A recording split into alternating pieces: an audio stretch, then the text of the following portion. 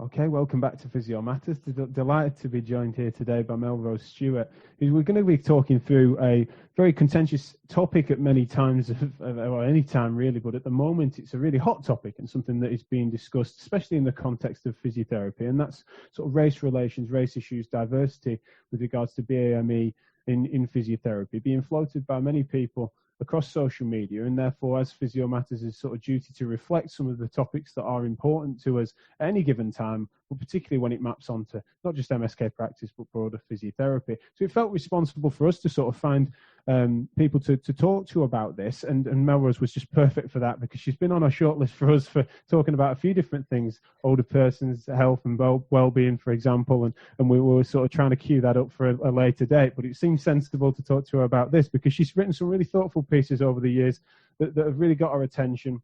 And particularly the nuance that she brings to the conversation around identity has been a really fascinating one. So it just seemed a really pertinent time to talk to her about it.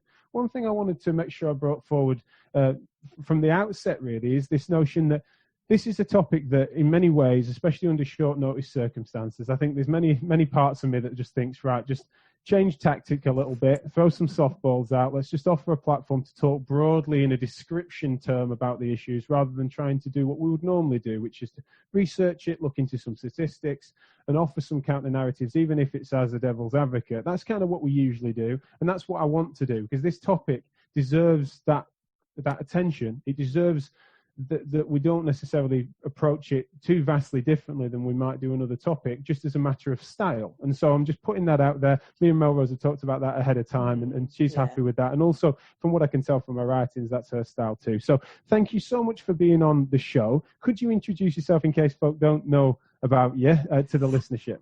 Okay, so thank you for inviting me, and this is a pleasure. To talk about me, well, I'm a Black chartered physiotherapist. I'm a lecturer.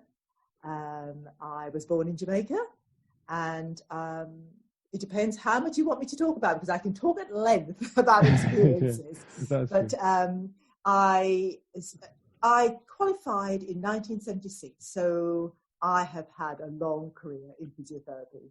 I worked in Birmingham as a basic grade. The terms have changed since I started, so that gives you my age as well. I have no qualms about talking about age, by the way. I'm 66, and basic grade to senior 2, and then I went into lecturing, or teaching, as it was called then, at the QE School of Physiotherapy.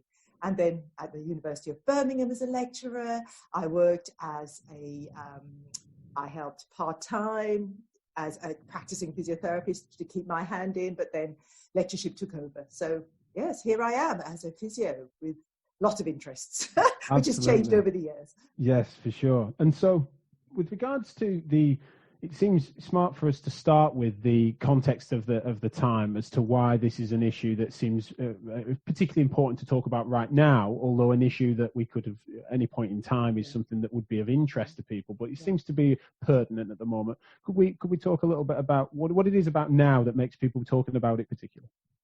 I think most people will have seen the video of George Floyd. That's nothing new to me. It stopped me in my tracks, as it would have done a lot of people. And I'm still feeling the pain. It's something that has lived with me since I've seen it. And it just reverberates and brings back all the other memories I have of the past, my past. Because it's not new, and it was all that has happened this time was that it was captured on film. I talk often about the things that are not captured, which are probably worse than what we saw on film. And because it was so poignant, everybody saw it, it was so blatant, it made people stop and think, is this real? And I think even seeing that picture, that image, that film, and we've had things like that captured before, and they've been put away, People are saying, can't be. Racism doesn't exist.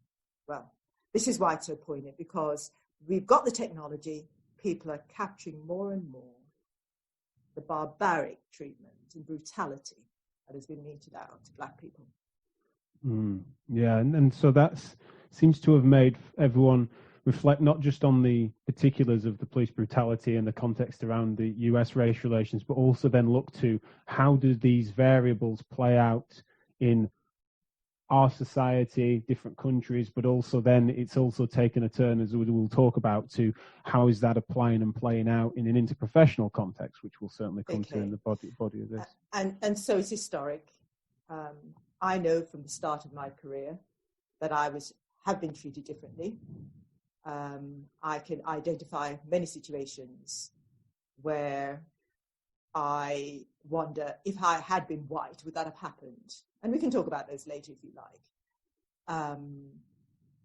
So the historic nature of what's happened has been with me from the start of my career. So for me, it's not new. And talk to any black person, and they will tell you this is why the marches have grown, because they just, I think people are tired, and I just wonder what is going to happen after this event. I cannot imagine it's going to stop racism. It's not going to. But I cannot believe that something stronger will come out of this situation than has happened in the past. We have seen many murders. We have seen police brutality before. We've seen campaigns, we've seen marches, and we haven't, the racism still there. Some things have changed. Some things have changed. So I think we just have to hope that we build on the change and that this is a spur. Absolutely. Change. Now, is the conversation, let's say in healthcare, before we go down to physiotherapy, but is the circumstances in healthcare just representative of the circumstances in wider culture, or is there something more? Is there some specific nature to the conversation in healthcare that makes it different? Two things there. I think it is reflective of the wider culture. What you see in other institutions is what you're going to see in healthcare. You'll see that there are few black senior professionals in certain industries. You will see very few black senior professionals in healthcare. What surprised me, and you said you didn't want to come to physiotherapy so quickly, but care is the essence of what we do. And my PhD looked at some aspect of care, physiotherapy care. And what struck me and why I was so taken with that was that it just sat uncomfortable for me that here we were in a caring profession, and the healthcare is about caring. And yet there was this other way of dealing with people. The two just couldn't sit comfortably. You cannot say you care, and then, on the other hand, there's blatant racism, which there was. So, and there is. People are treated differently. Less equity. They just... So how could you marry that? And that was a conflict in my mind when I was thinking about practice in my PhD. How can you care? And there's endemic racism. So when it comes to, because that's definitely the somewhere that we need to go, is when there is this difference of treatment and the examples that people bring forward, and as you say, it almost reminds me a little bit of I think a couple of years ago with the #MeToo, where it was feeling like an outpouring of subjective lived experience that was being shared in anecdotal form, and then those dots being joined as to the similarities of many experiences. In this instance, when there is this difference of treatment, is this, be that from your experiences or from your understanding of the wider environment, is that something that is individual actors and circumstances? Is it individual actors that also wield systematic sort of a power that therefore their actions then become part of the machine, or is it the machine itself, the broader systematic factors that, or all of the above? You hit the nail on the head. All of them. All of them. What's happening at an individual level? There are people. Nobody will openly say they're racist. You ask anyone, they won't say they're racist. Treating somebody differently because of their colour, and treating them and putting them to a disadvantage because of their colour. Nobody will say they do that unless they are part of a particular party that is what they're about. Yeah, but the ordinary man in the street will never admit to being racist. because racist is a term that people think is so bad that they couldn't possibly be that. And yet we know that individuals are racist on a daily basis in the NHS. They do not give the same equity. They do not practice equity in how they divvy work, how they share out work, who they choose for promotion, who they give the hand up, where they place the glass ceiling. It's almost endemic in practice. So there's on that level. Now we talk about unconscious bias. I hate that term.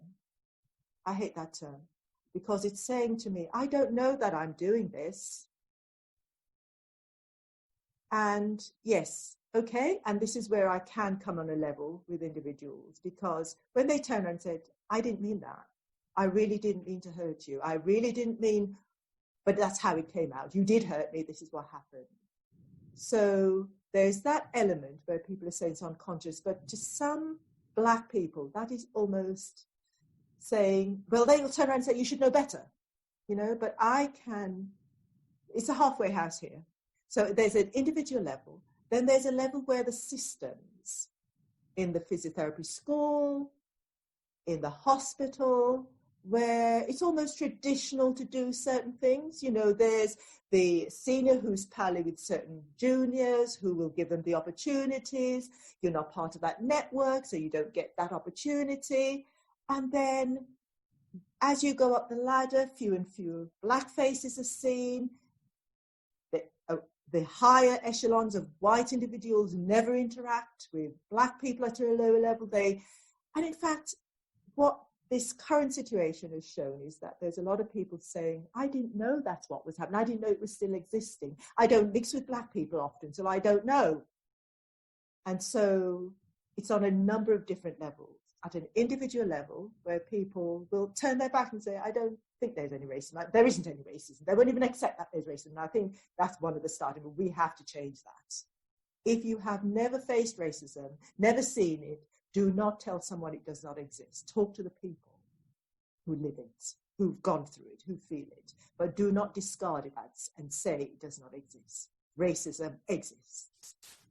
And you get that story from the people who live it. When it comes, you mentioned equity a couple of times. Could you give us an example of what that means and what it is? So in practice, students, so we use a student placement. We don't know for sure the level of inequity on placement, how individuals are treated. But if you are not having the same interpersonal interaction with an individual because you can't actually look them in the eye, you don't understand them, their accent is different to yours, and you find it easier to talk to another student who is the same background as you, you go horse riding together, you can have that conversation.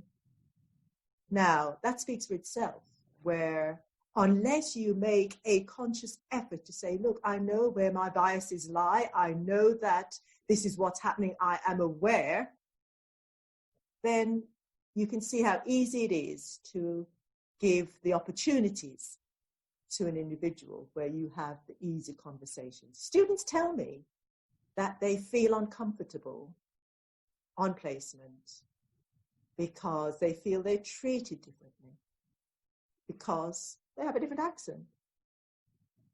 You know, that's what students say. And if in health, do you feel that healthcare is better, the same, or worse than just the wider workplace, society, issues in the UK? Let's go country specific. As a sector, is healthcare same, better, or worse than the average? I don't know whether it's any better, but because we have a code of conduct, you cannot abuse someone openly. You could not kneel on somebody's neck until they're dead. You know, well, I presume the police have that code of conduct that you're not supposed to do that, but they have restraint and they can do certain things. You cannot verbally abuse someone. You have to be an advocate for the person. So all the codes that we have to work with gives an overt platform on which you are being assessed. But the covert platforms are not assessed. How you choose which patient you go and see first because they're easier to manage. You can have a conversation, it's easier. You don't need to go and get the interpreter, etc., etc. Those aren't measured. So that is where the systemic racism is and the inequity in treatment, because nobody measures that. The only person and the people who are going to see that and feel that are the individuals at the other end.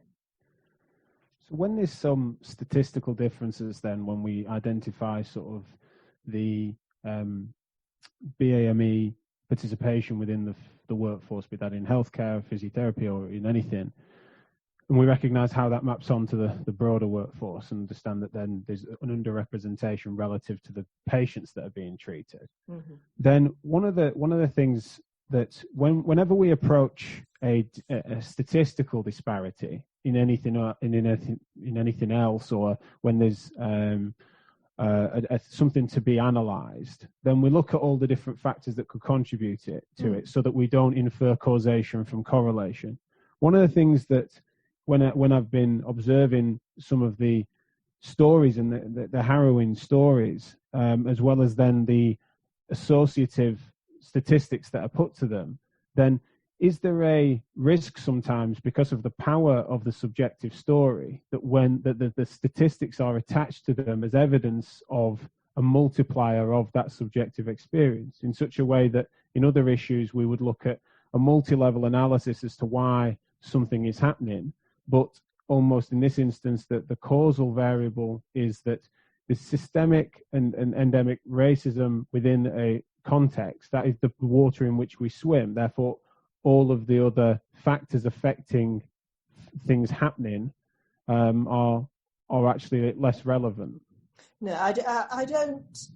I think I hear where you're coming from. They're all relevant. Okay, so there's not one issue.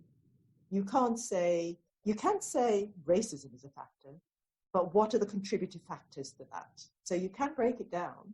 So if we're looking at, say, recruitment, yeah, and you're saying that, let's take physiotherapy, mainly white. When I started, I was one of 2 black students. The other one was from overseas. Why is that? Is it racism? Well, now there's a question. Why weren't there more people doing physiotherapy? There were more black nurses. So what is it? And the question has to be asked, is it the entry? Who's doing the recruiting? Yeah. So I think we still need to look at the other factors. If you think that race is the issue, what is it that's contributing to that race issue? And it's usually in a multitude. It's multi-level. So how did I come to know about physiotherapy? Partly because I heard somebody talk about it for the first time in my life. I knew nothing about it. My parents didn't. That's the other thing. My parents would have no idea. Historically, nobody in my family would know about physiotherapy. Right. It wouldn't be a racist thing, but they wouldn't know. So there's one element. But then in the school, who would inform us? Who else would know? Why did my white friend know about physiotherapy and I didn't? Yeah? Who's doing the informing here? And how do we get children to hear the same information? Yeah? So in that instance, it's almost like this association, like a careers advisor would somewhat implicitly or potentially even overtly channeling someone by association based on their race into certain roles, because they're almost stereotyping or caricaturing their talents.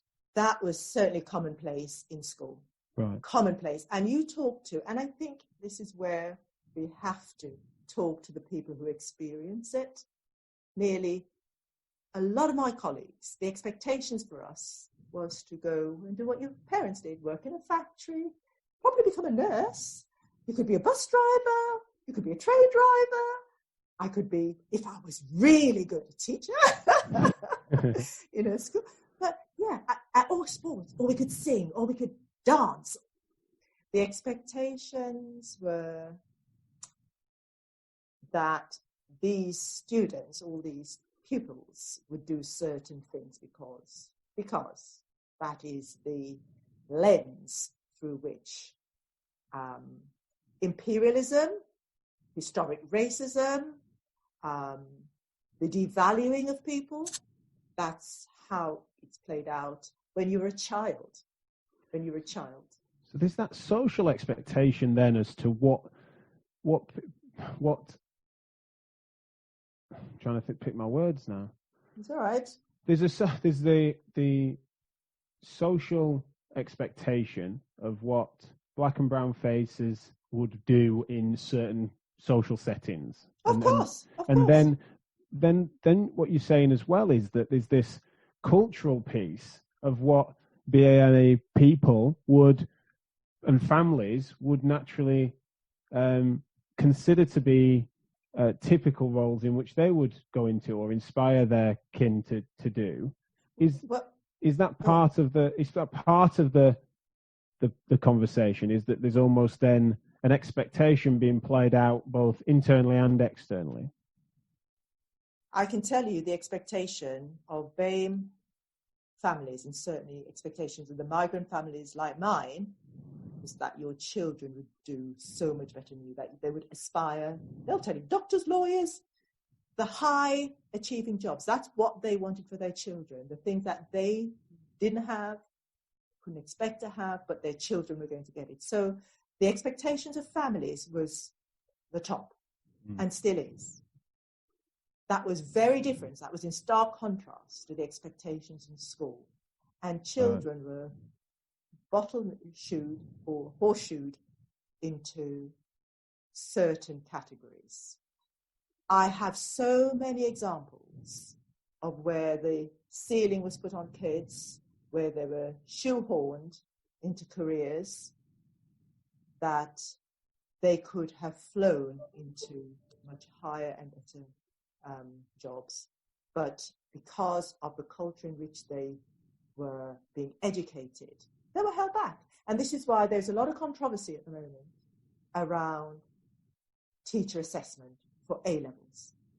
We have A-level students who are going to be teacher assessed this year because of COVID.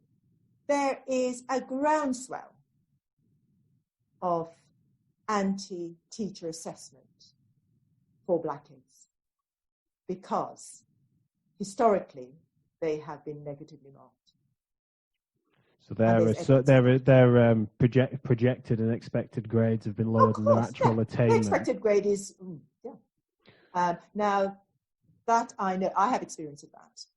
Of course, what is being said is, of course we won't do that. Of course it's not going to happen. But our parents have to be alert.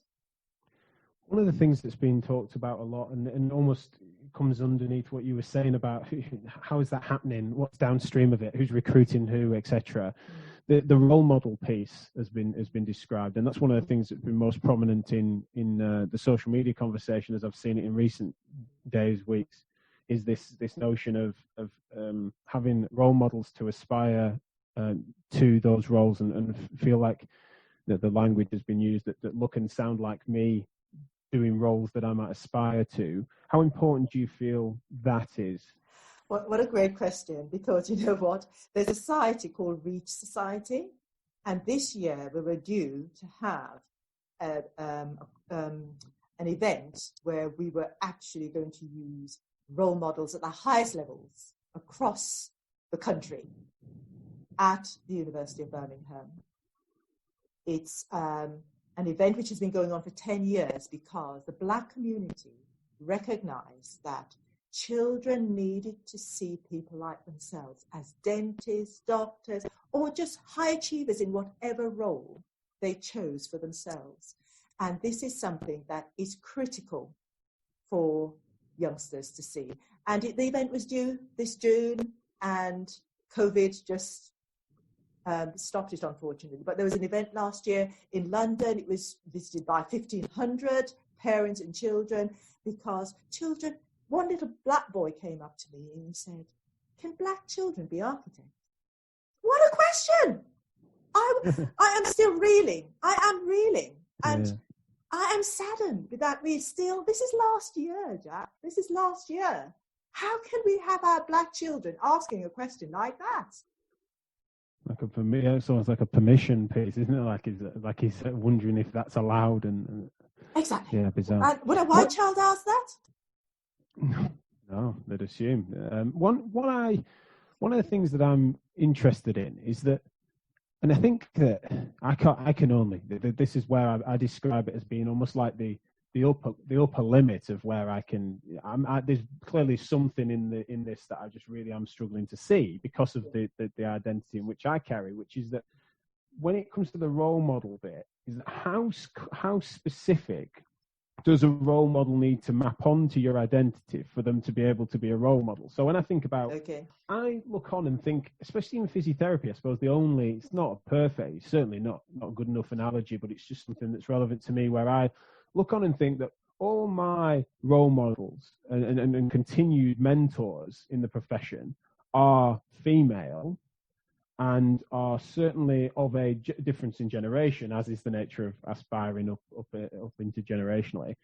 But then also that the background and context sometimes maps on to mine in terms of class, sometimes doesn't. So it just seems like there's enough of a distinction for me to then think that, well, I don't, but then there's the racial component just isn't there. Yeah. Even though, admittedly, some of the people I'm talking about, that I can aspire into and recognize myself aspiring into it cross-racially, but that's a difference in top to bottom. So what maybe am I missing with regards to the specificity of role models, that we couldn't have someone that recognizes themselves in other characteristics that's actually that I wouldn't understand? That's a great question, because unless you're a black person, you probably wouldn't understand where I'm coming from. No. In terms of living in a white community, a white society, where I do not see people like me. You see people like you, be they female, I have role models who were white. I have role models, but at the end of the day, when I'm watching television, when I'm out at the theatre, when I'm out at the ballet, couldn't tell the last time I went, by the way, wherever I go, there's just one or two people that look like me. Why? And although I aspired and I've grown in my career and I've been, I haven't been mentored, but I've followed people who have, we've had the conversations, and I have grown in my profession. To see and identify with someone who has the same cultural background. I don't know who the people you identify with, but they have some things in common with you. All the people I work with, I have some things in common with me, but they haven't got lots of the things I hold important. Yeah. It's not that you can't grow without having someone like you. Look how many black people live around the UK, and they live in isolation. They are quite comfortable. They've been mentored, they've grown, they've flown. But the children, when they see someone who looks like them, it's like my little granddaughter. I bought her a book, and she said, "Oh, she's like me." Now, that's scary, because all her life, she's a mixed heritage. All her life, she sees, books with all white children. The books she's using are all white children. And then she sees a little girl with hair like hers, bunches. Oh, she's like me. She gets so excited. That's what I'm talking about. Mm-hmm. People like you matters because they are identifiable as part of your culture.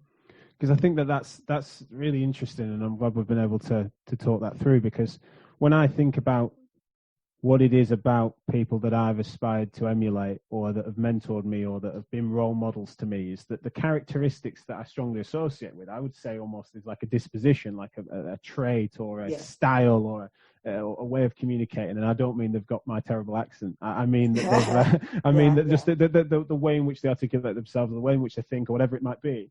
Because that's something that is so central to my identity that potentially that's enough of an association to aspire. Whereas what isn't necessarily a strong part of my identity is being white because of the context in which it is. Whereas what you're describing is that, you know, the circumstances that surround someone who is BAME in the UK means that is actually a central piece of their identity. It's critical. And therefore is naturally going to be, I'm looking for disposition, and they are looking for something else that's central to their character. As well as what you've got. Sure. See, if we had what you had, if we were the main majority and you were the minority, let's turn it on its head. What would you be looking for? Yeah, if you were, we rule the world, we were in the majority here, having, you know, everywhere around you, that's what you saw. And you go into a classroom. I wonder if you've ever had the experience of being the only white in a black classroom. Well, I mean, I'm from an area that not necessarily black. I mean, it's certainly, but I'm just saying, if you were the only one. But and sports teams. I think it's looking at as well. It is strange. I do recall it feeling unusual, and certainly, there's circumstances from my youth in which I was in that circumstance. Particularly, all the best cricketers around me were BAME. I remember that. I remember being there, and so even on a performance level, I was certainly lacking there as well. So I remember that, and I remember feeling unusual. It's a history of disadvantage and the history of enslavement. It's a history of negativity. It's a history that needs to be challenged. And so when you're in a place where that history is not addressed, when that disadvantage is not addressed, and you know it is still there, that is the problem. That's the problem we have today. On the another one on the role model piece, and then we'll definitely want to move on to some of the physio-specific stuff, definitely. But it's like, when it comes to the specificity of role models once more, do you think that the young BAME person can look on at, say, Diane Abbott or James Cleverly, let's keep it cross-party for a second, and just think of prominent figures that are at what are considered a top role as an MP, of someone with power? Is that something that is too non-specific for someone to be inspired to be a doctor?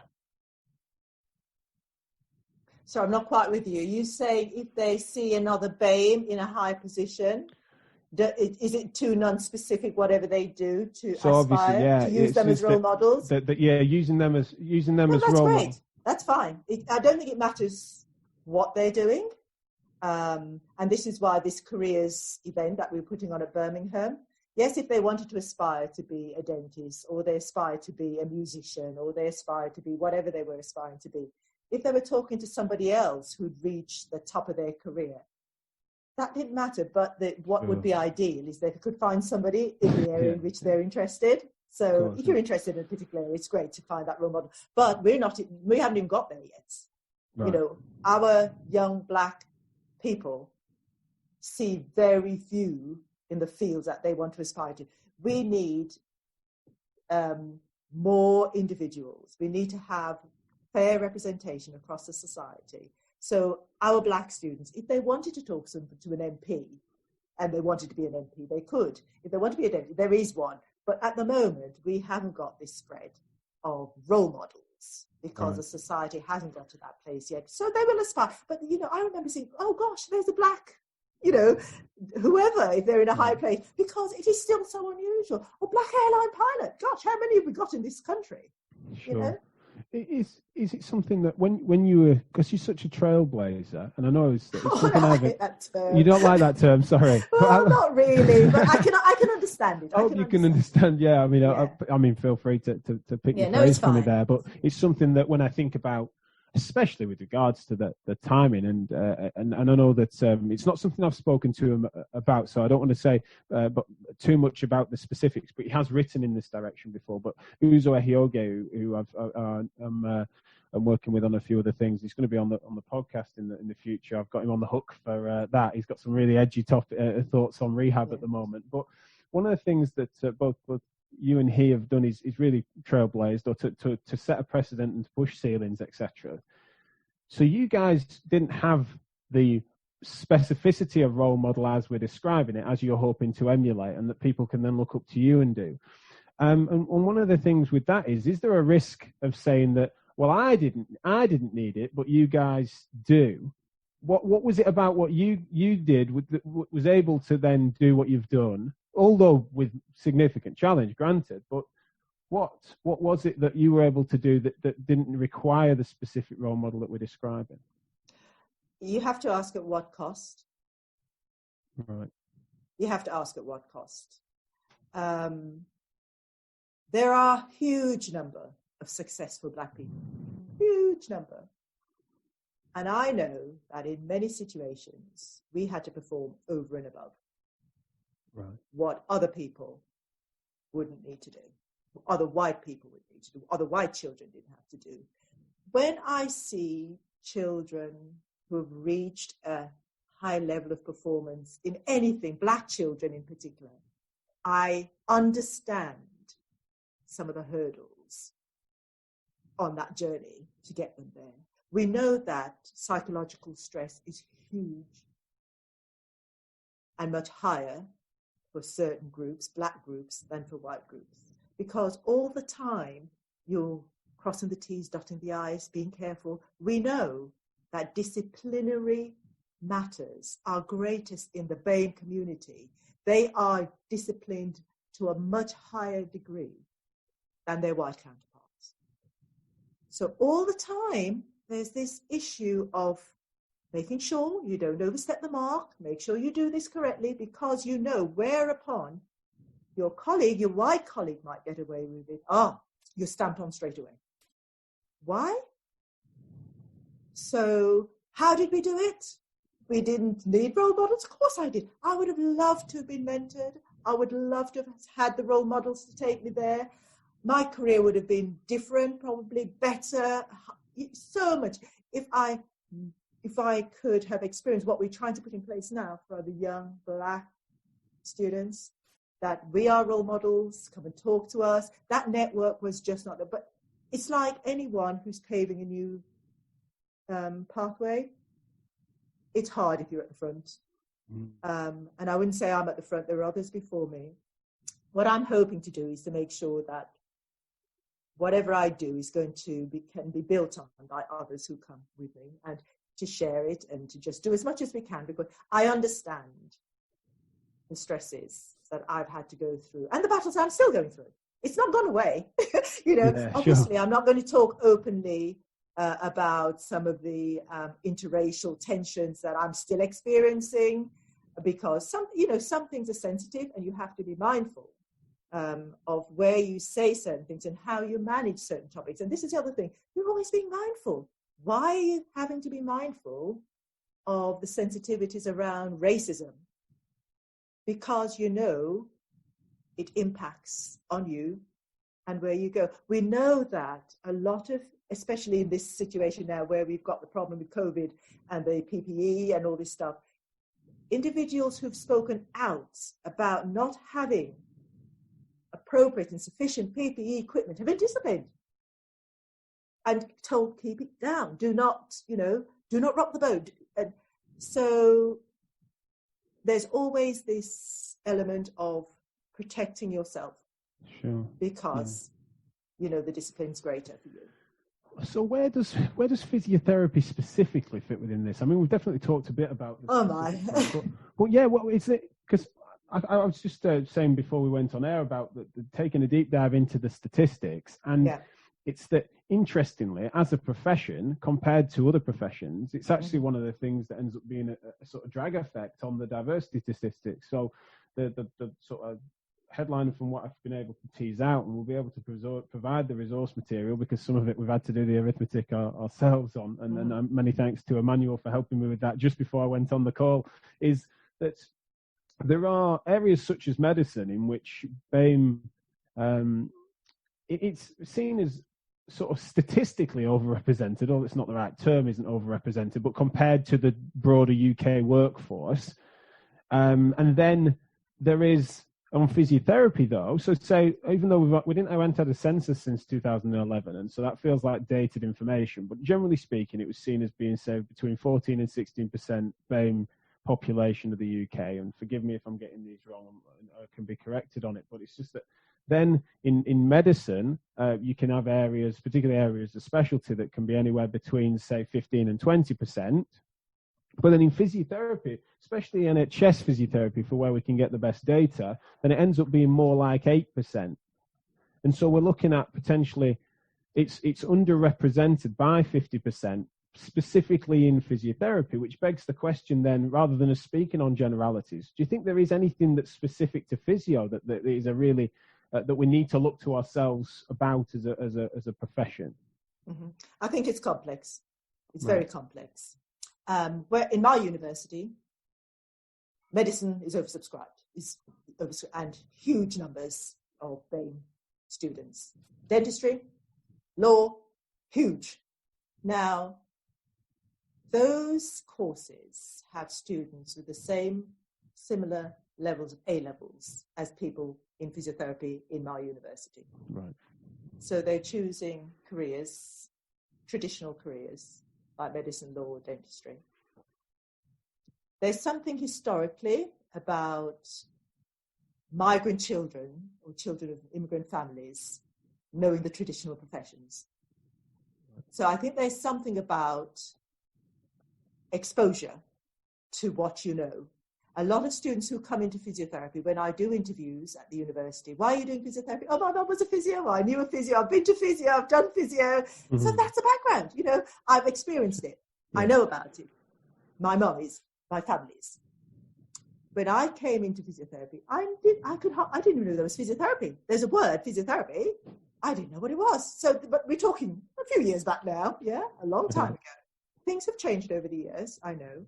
But there's still this historic element.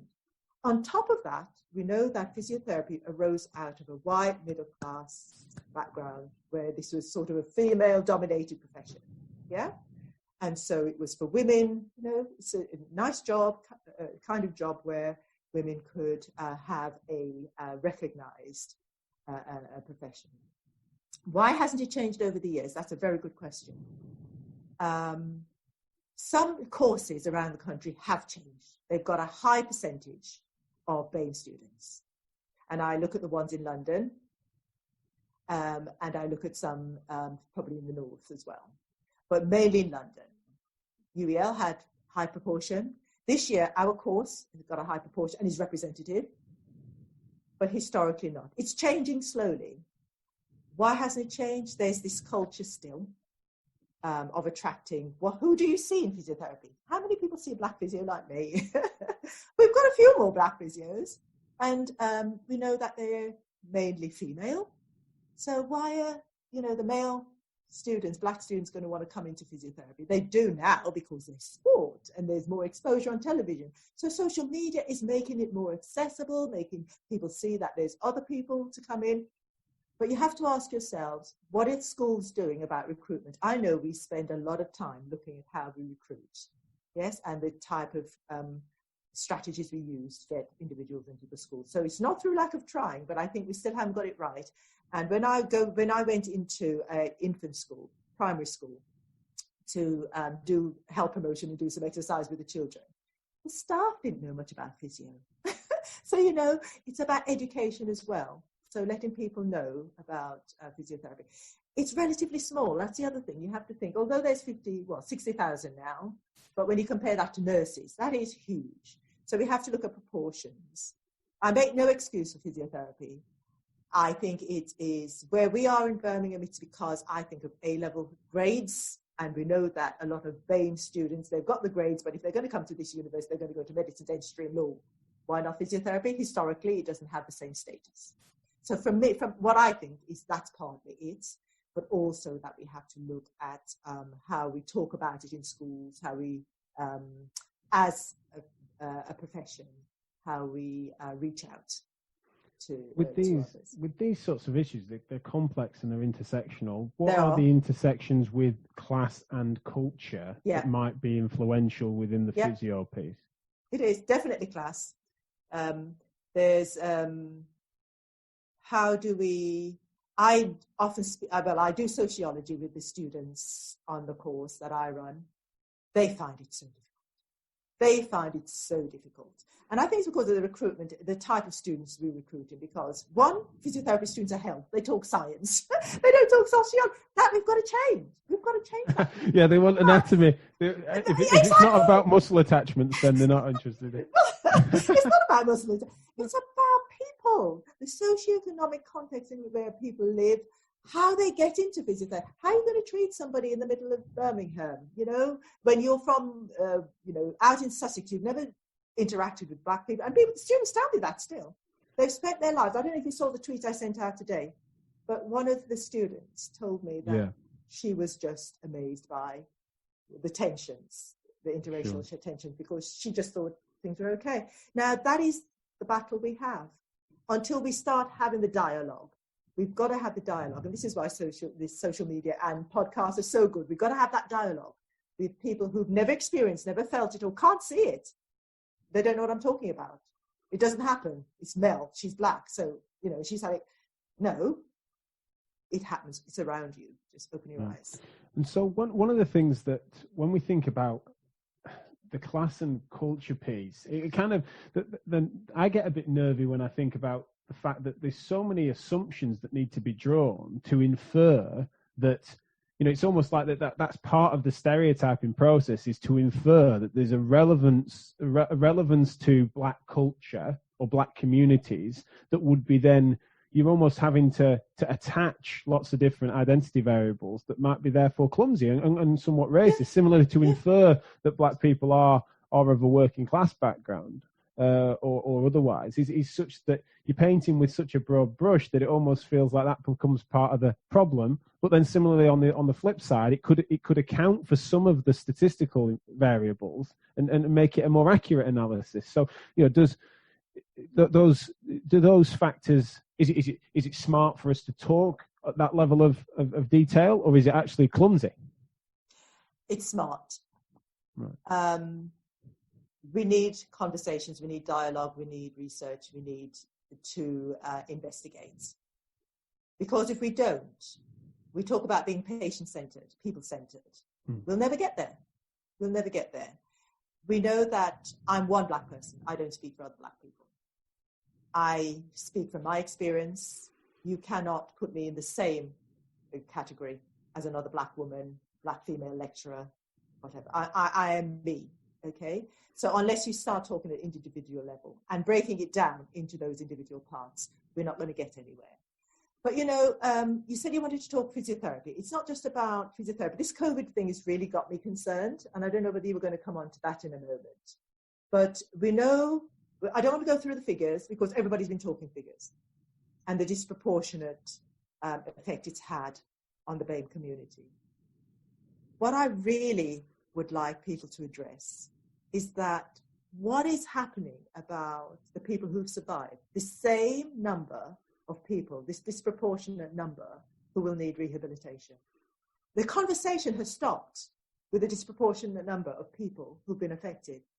For me, as a physiotherapist, my conversation now is millions of pounds have been spent on the ITU. Thousands have died. Millions to get people out of ITU.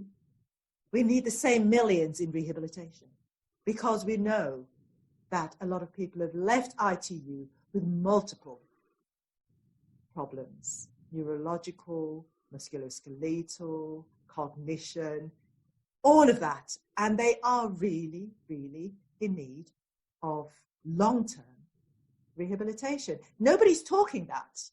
And if you're asking about what action we need to do, I think government needs to take that and begin. If we're saying there's a disproportionate number of people, let us make sure that this disproportionate number of people who have been affected are focused in on the resources available to get them back into their communities. That really does trouble me because nobody's talking that. They're not seeing that. We have to put that focus on it. So if there's a disproportionate amount of BAME COVID survivors Yes. that need functional rehabilitation Yes. to scale back to their previous existence. And Yes. we're also, then is that, am I right in understanding that you're saying that the staff representation and how they understand what they're trying to rehabilitate them to is of a massive importance? Because definitely, it's crucial. It's crucial. So many issues to address here. Management needs to look at staffing and how equipped staff are to deal with this high number of BAME individuals and the cultures and the context in which they need to go back into. Now, I know that a lot of managers deal with, complexities of caseloads, etc. But here we have a situation which is unprecedented. I know we don't like that word, but that's how it is. We've got a high number of individuals who some staff say they lack the cultural competence to deal with. A lot of staff which have been brought in are not used to dealing with the high ICU. Even GPs, they're not used to having so many patients who have been on ICU for this length of time. So their caseload is going to be quite high. Mm. In the community, are staff prepared for this number of patients? Do we have the resources in place? For me, it is guidance to managers how to manage an increased caseload of BAME students. The agency staff who they've had in, and perhaps, I don't know whether there's lots of places still using agency staff, they've got limited experience in working with infectious departments and infectious staff. So we need to look at how we are going to rehabilitate. What a shame. Just think about it. We spend millions to get people to survive ICU, then we abandon them. What sense is there in that? I find it incredible that government can't even see that that is one logical action that flows out of what we're seeing in front of us. Rehabilitation. It's critical. It has to be at the top of the agenda. No point building these mega hospitals. All these mega hospitals, which we didn't need in the end. Thank goodness we didn't need. Plow that rehabilitation money into all these individuals, this high proportion of BAME individuals who've been affected. So yeah, that'd be a macro way of fighting the injustices that have existed because of the the analysis is suggesting that the socio-economic disparities have meant that the virus has then affected people disproportionately, unsurprisingly, because the floor has come up and taken those towards the bottom when it comes to resources and access and things like that. What I would be interested in is the racial aspect of that. Would you say, I suspect the answer is going to be both, ideally, but it's kind of is it that the rehab workforce, let's say, unfortunately, I've been banging that drum for a while, so you're speaking my language in so many ways, and I totally agree. I totally agree. I'm going to bandwagon what you've just said there far better than I can. The rehab needs to be at the heart of everything, and it should be the big unifier for our profession and healthcare generally. But on the racialized aspect of that, would you say that it be that workforce, because of the disproportionate nature of the patient base, that actually, therefore, that's why we need to double down with having a BAME workforce, that therefore the proportions of the workforce ethnicity-wise don't matter as much as just the education and understanding, so that people can at least understand or attempt to understand the Black experience for what is being rehabbed back to, which should be the most important of those two things. Okay, we're not going to conjure up a BAME workforce overnight, okay? We're not going to conjure up a lot of the physio staff and the rehab staff we're going to need. So that is for the long term, and we have to think long term and short term. So that has to be on the agenda. Sure. Let's hope we never have another COVID. Let's hope it doesn't affect us disproportionately. Let's hope. Right. In the interim, though, we need to look at how we equip and make the rehab workforce more competent, more culturally competent. What we don't do very well is to talk to the people who it matters to most. Now, we might talk to the patient, but all these people come from a community. There's a lot of community representatives or people who will come and give insights into what is appropriate rehab and what might work well with this community, if only we go to them and talk to them. So if we were talking only last night, we've got a Jamaican diaspora group about how COVID has affected people in the diaspora, which is people who've come and settled in the UK, and what it is that the researchers and the working staff don't actually do. They don't actually speak to people who are in the know. If you're rehabilitating people to go back into their communities, there are lots of groups which will help you to link and talk about how rehabilitation might be effective. So the conversations need to be had. So getting the workforce more culturally competent is appropriate. How do we do that? Talk to the individuals. The families are great. Yeah, talk to the families. Just don't assume. We make a lot of assumptions about rehabilitation. But if you have a conversation with an individual and their relative, they'll point you in the direction of other people who might give you information. Just show willing to explore and to see what works best. We don't know best. Half the time we don't know what is best. We don't know the context from which the person's coming. We ask the question. We get into a very medical model. Right. You know, that's we not do. what We it's just about. we comply with the medical model Oh, under strain, we have especially. all these standards. We have to do these things by the book, Yeah. and the person gets left behind. Sure. No, that's too common, and hopefully this is something that, you know, it's such a disrupted circumstance that hopefully a phoenix can rise from these ashes a little bit. And it's not the perfect analogy, but it's something that essentially, you know, we all kind of know that change is upon us. It's not a choice. It's almost a mandated change and a reset in many ways. So no, I totally agree with that. And I'm so pleased to hear how much we agree on the rehab point, because it's something that needs to be central and could be a real unifier in various different ways. And interestingly, this aspect too is if we did it right and did it well, we could understand each other's experiences better and improve that cultural competence. Then that's actually a feature that could be built into the modified rehab structure of the country. Am I allowed to ask you a question? Of course you are. Flip the script. Okay. So if I said to you then, right, we have a BAME community which is in dire need of rehabilitation. You are a professional dealing with musculoskeletal issues all the time. And you're on the same page as I am in terms of, you know, rehabilitation is so important. Where do you say we should be focusing the resources if we know, and we do know, that there's this huge number of BAME individuals? How would you say in your practice begin to address? And if you don't know, I mean, where would you think you might like to start?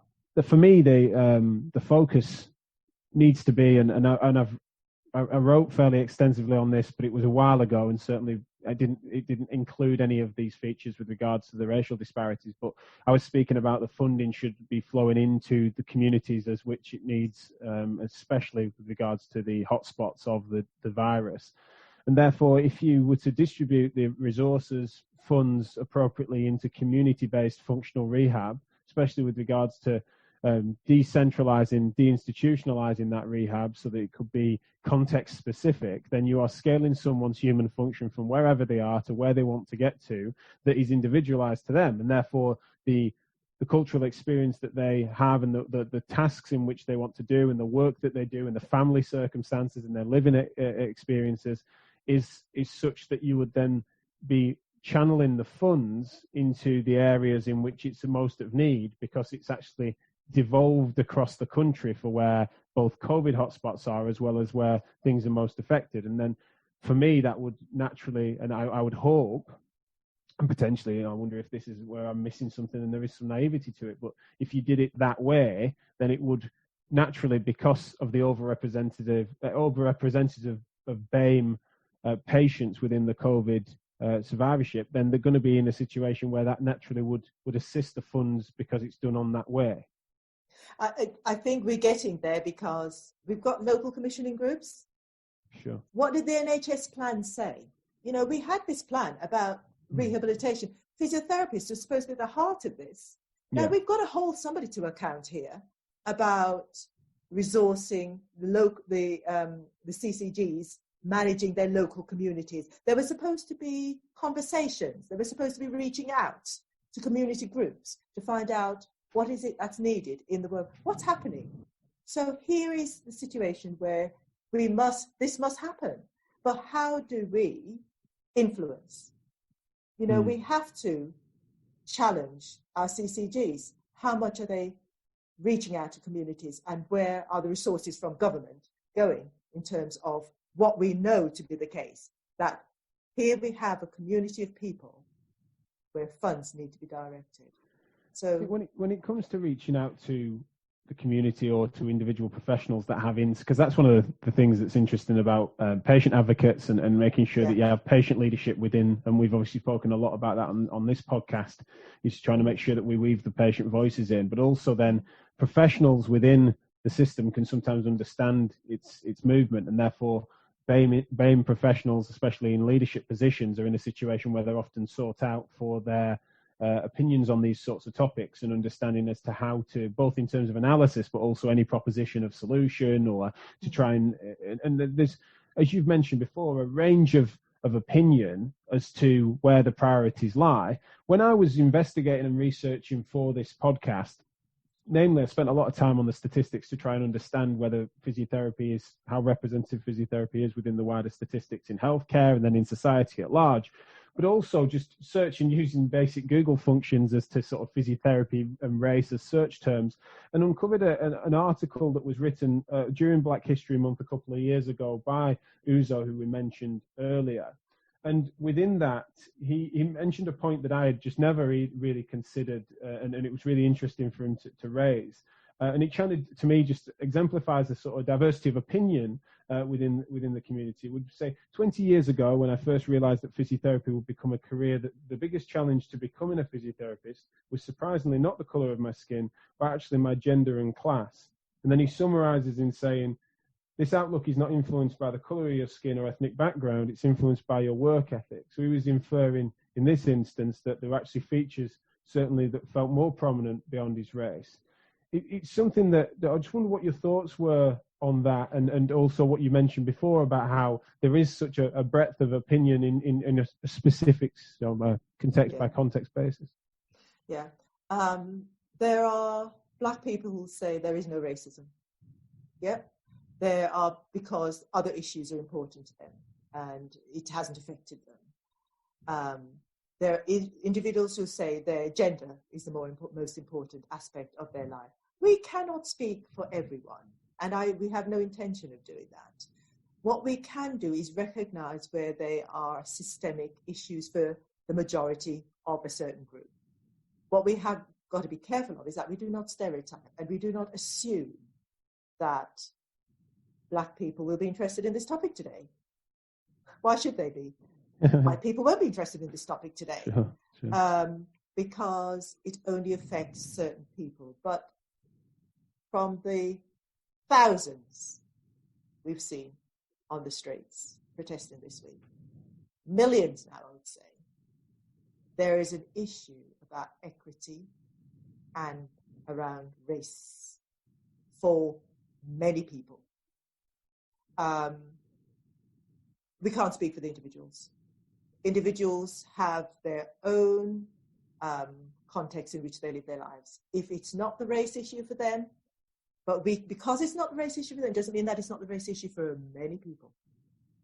Yes, so we have to take it for what it is. Don't try and put everybody in the same basket. We're not the same people. BAME, that's the other thing we've got to look at. We know that COVID has affected BAME groups differently. Within the BAME groups, there are great sections, huge sections. I can't put all white people in the same basket, can I? Why should we put all BAME people in the same basket?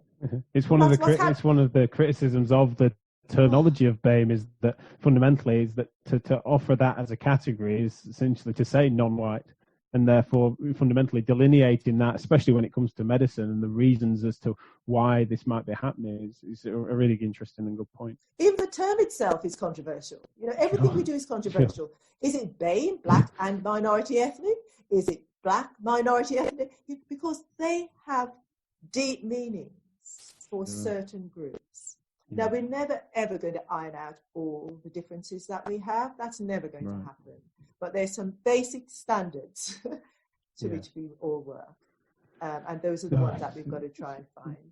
Absolutely, a great point. Now, when it comes to and we started with this, is that the context of the discussion around race that's especially fertile at the moment is off the back of the terrors and horrors of George Floyd and the police brutality in an American context. Now, in terms of the British experience, there are some parallels that get drawn. However, there is a circumstantial difference with regards to the armed police, etc., in America, and the sort of statistics end up being quite different. Do you feel that, in a broader sense, that actually to describe it, say, is it actually something that is smart for us to just consider it within a Western circumstance, or is it that you feel that we should be more sensitive to the specificity of the British experience compared to America and not necessarily lump that in? The ocean doesn't divide me from the Black experience in the USA. I identify completely with the Black experience. So that's a broad brush. They're Black, I'm Black. This is what's happening to Black people. I can identify with that. Sure. We can't assume, though, that countries don't differ in their experiences. Our police aren't armed to a certain extent, but not certainly to the extent they are in the States. But we know that there are hundreds of Black people who have died in police custody in this country. Disproportionate number of Black people have died in police custody in the UK. What's going on in police cells? So there are analogies to be drawn. America is much bigger than the UK, but there's lots of things, lots of issues which we share in parallel. We share the same problems about promotion in higher education, the same issue around the glass ceiling and healthcare and where the senior. There are commonalities. So yes, there are context-specific differences, but we share many. I don't know what the physical therapy profile looks like in the States, but I bet you it's similar. I'd probably guess. I don't know if you've got those figures, but I would suggest that again the professions will look different. No, I don't have those. No, these are quite specific, and also just NHS as well. It'd be fascinating to see if there was a higher or lesser representation across other sectors in charity and sport, in private sectors and stuff. So I'll be taking a further deep dive, and no doubt there'll be various reports that have been flagged that I haven't been able to get all the way through. But it's going to be interesting to visit those. But if we just one other thing, if we move from race, though, just use gender, just use whatever, anything across the ocean and across the world. It's the same sort of identity issue. Some things we can identify with, but some things are country related. But across the world, we can identify with a lot of the inequity that exists. On that, with regards to the piece that I think I mentioned earlier, which was really interesting, was that you spoke about the conflicts within your own personal identity when receiving an MBE, of which, of course, congratulations for that. But similarly, you then unpack the fact that has connotations. The fact that huge. Of empire is huge. So that made me want to just invite you to sort of reflect on that a little bit, if you wouldn't mind. But also then I wondered if I could talk about the sort of the British piece of that when we do zoom in, as to what some of the relevant variables are there. Okay. So the conversations around empire and the atrocities of empire is part of my history. These are conversations we have all the time in my community. You will know that there's huge variation of opinions. Lots of artists have refused MBE, OBE, knighthood. Not just Black people. For whatever reason, people have refused it. And I had to think very carefully about whether I would accept it. Because funnily enough, I'd had the conversation the previous year with another colleague. And I'm glad I had that conversation, because having explored the topic with her, it made it easier for me to arrive at my trial run. But she said to me, Mel, what should I do? And we had to think, what are the advantages and disadvantages of doing this? And that is what swayed it for me. I had to acknowledge openly, and that's why I wrote the piece, that empire to me was not part of my history that I wanted to celebrate. But what I came to understand is that it's my colleagues, the people around me, who formulated my contribution to the profession. The history of the MBE lies with the royal family, and can't get away from that. It was given to me, my MBE was given to me by one of them. And I decided that in promoting physiotherapy, which is what led me to get it in the first place, that it would be advantageous to spread the word. And I've had more positive messages, many, many more positive messages than I have had negative ones. I had one person on Twitter said I was a sellout. I don't know who that person was, because they weren't brave enough to tell me who they were. And I respect their opinion for what it was. But the thousands of others who've seen it said to me, or sent me a message and said, Mel, that piece, thank you very much for writing it. We understand. And well done, but most of them are well done, great, celebrate. I went to the palace on the day, took my family with me. We had a great day, got great pictures to show for it. I'll show you one day. Yeah, sure. Fantastic pictures. We had a fantastic day. But I have to reel back each time and remember that that celebration is tainted, unfortunately, with the history of my past. No, and it always will be, but that's how it is.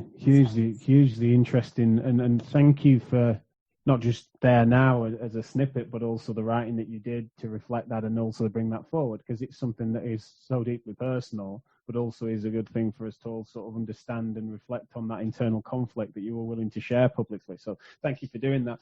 What do you feel with regards to the sort of contextual piece in terms of Britain's role in the world and Britain's position in the world when it comes to racism? It hasn't got it right, but I think it's made huge strides.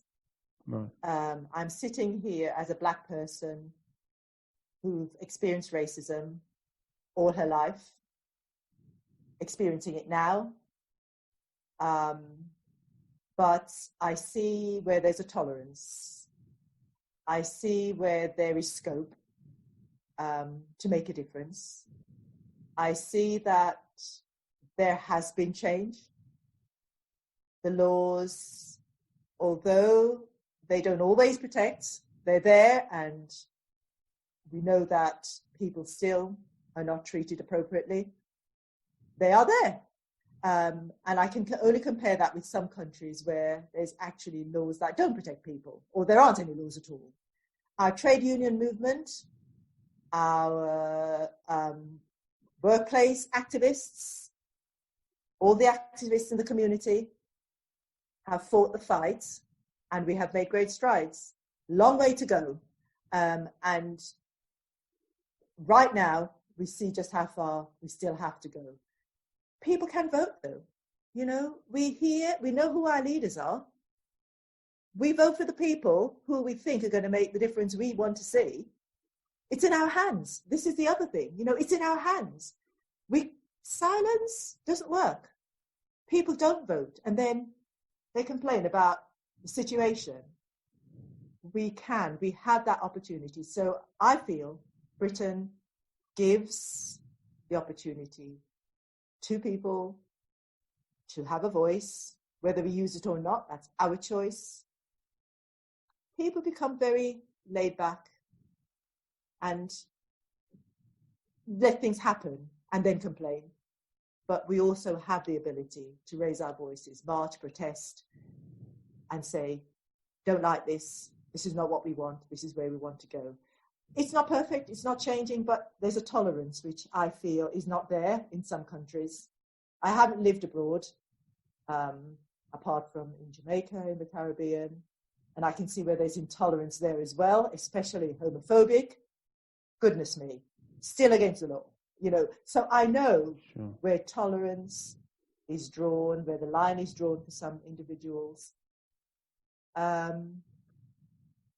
As I said, the world's not perfect here, but I feel I can work towards something. Sure. No, that might make a difference. That sunny optimism is so infectious, and I want you to continue that. I just wanted to wrap up. I'm conscious of time.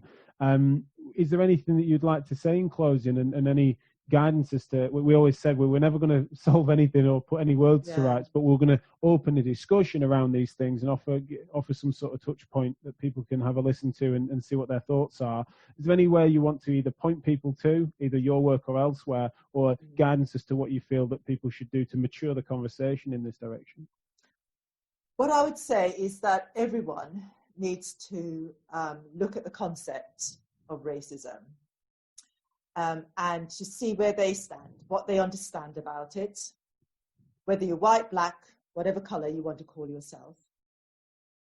Do not dismiss racism as something that happens to other people. Everybody needs to talk to people who've experienced racism. And if nothing else out of this situation is that we make government accountable. The COVID deaths has only just touched the surface of the socioeconomic problems that we have in this country around BAME communities. It's been there years. We've had plan after plan after plan, law after law after law to say that this is what should happen in terms of healthcare for BAME communities. What I'd like to see is the government use this opportunity to put resources in place to ensure that individuals in the long term are not disadvantaged. Huge, but small action for government now. Like I said earlier, rehabilitation is one that can be achieved in the short term, and that's where I'd like to see the resources. So for the individual, check out your stance on racism. Start reading, talk to people who've been affected. Government, resources, cannot spend millions in ITU and not then help these individuals who we've got back on their feet. I think for me, that is just stark. We have socioeconomic disadvantage. We have individuals who have been disproportionately affected. We know that everybody is saying that. What people are not saying is that we need resources to ensure that all the individuals who've been affected and socioeconomically disadvantaged by this situation, that we address that issue. All the individuals who've been on ICU for weeks, some individuals need the rehabilitation. They need the input to ensure that they get back to where they were before all of this COVID incident occurred. So. Absolutely. No, thank you so much. It's been fascinating to chat to you about it. I hope we can chat again. I'm sure we'll talk about rehab again in the future. But probably I didn't say half the things I wanted to say, but if nothing else, we're saying that rehabilitation matters, and Absolutely. We cannot keep that at the bottom of the list. It has to be right at the top of the government agenda and our agenda. And so interesting that even in a topic like this, where we're doing something that's quite a specific and special broadcast about a touch point in time, the heart of how we see, I know we would have our biases as physiotherapists to try and say that scaling someone's ability and giving someone that opportunity to better themselves is what rehab's all about. And in the end, we end up leaning on that solution. And it's such an interesting thing that even on a topic like this, it's still super relevant. So much so. And I don't know whether that's why we're having this conversation with physios, because we just live it and we believe it and we know that is what life is about. We want to strive to be better. I think that's such an interesting point where physios are always going to look to each other and to the industry on an insular level as well as on the macro level, because it's sort of like that striving to self-improvement is our game, isn't it? That's the whole thing. I think it's such an interesting point that I hadn't given thought to. Thank you so much for thinking and being thoughtful on these topics and being so public with that, and for coming on the show at such short notice. Have you got anything that you'd like people to just to signpost people to, in terms of how they can get hold of you or any other works and writings that you've done? Well, yeah, quite happy for people to know my tweet. They know I tweet a lot. So Twitter is Melrose Stewart 1. So happy to have conversations there. They can, follow me and I'll follow them back in direct message. I also have a website with melrosestewart.com, so they can get in touch with me there.